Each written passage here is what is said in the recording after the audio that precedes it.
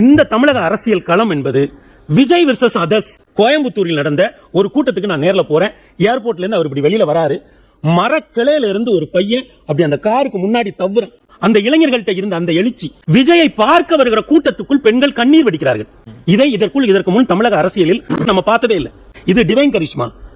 ஐயா எம்ஜிஆர் 1977 அவர் முதன்முறையாக கண்ட தேர்தலில் 30.4% வாங்கியிருக்காரு. அவங்ககிட்ட பேசினா அவங்க ஒன்னு சொல்றாங்க, தம்பி 77 தேர்தலில் நான் காலேஜ் படிக்கிற பையன், எங்க வீடு வந்து காங்கிரஸ் குடும்பம், அப்ப நான் ரெட்டலைக்காக ஓட்டு கேட்டேன்.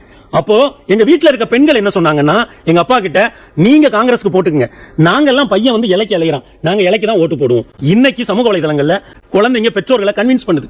ஐயா விஜய் 30.4 இருந்து 44க்குள்ள எத்தனை சதவீத வாக்குகளை வேண்டுமானாலும் வாங்குவதற்கான சாத்தியக்கூறோட தான் இந்த தேர்தல் இருக்கிறது. தலைவா, you are great.